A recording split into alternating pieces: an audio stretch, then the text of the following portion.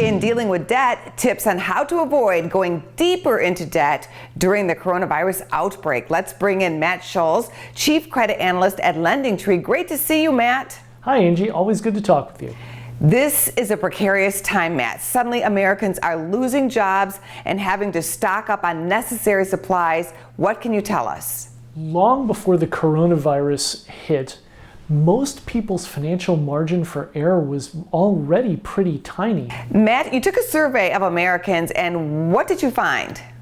Our latest survey shows that as of March 13th, as this whole thing was just starting to really take hold, about 2/3 of Americans said that they had bought some sort of supplies in preparation for the coronavirus outbreak.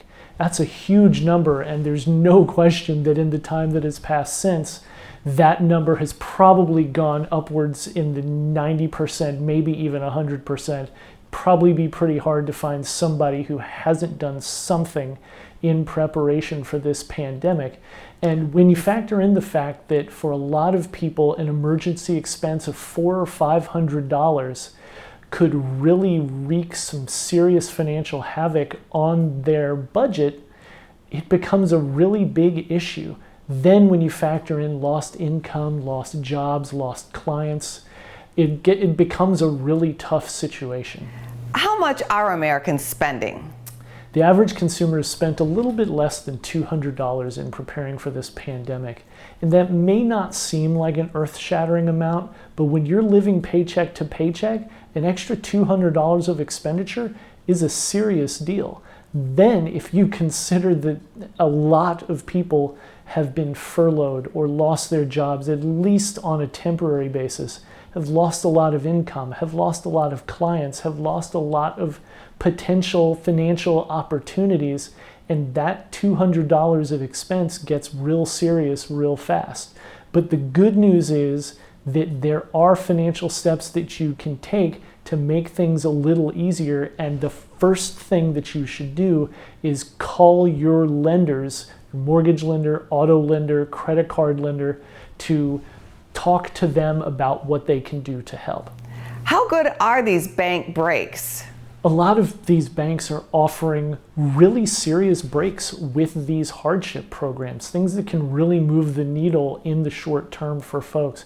We're talking about reduced interest rates, at least in the short term, extended payment deadlines, waived fees, higher credit limits, that sort of thing. All that stuff really matters. It may not seem like a huge amount of savings, but even if your credit card issuer just reduces that minimum payment that you have to make by $10 or $20, that's a really significant thing if you have just lost your income because of the coronavirus.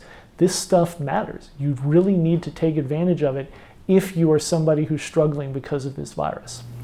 Any last words of advice before you take off? One thing that may not occur to people is getting another credit card. And yes, it may seem a little weird to apply for a new credit card when you're in some tough financial straits, but the truth is that lots of card issuers out there have cards that come with 0% offers on new purchases.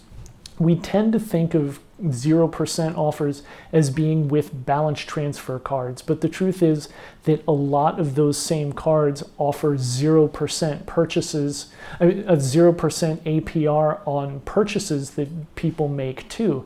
And if you are without income, if you're without a job for a while, the idea of being able to make purchases for a year, year and a half, and not pay any interest on it is a really significant thing. So especially if you have good credit, a 0% credit card offer is certainly worth considering. Thank you so much, Matt, for coming on our show. Thank you, Angie. Thanks for having me. For more Business First AM, check us out on social media. We're on Facebook, YouTube, and Twitter. And go to businessfirstam.com for where to see our show on TV.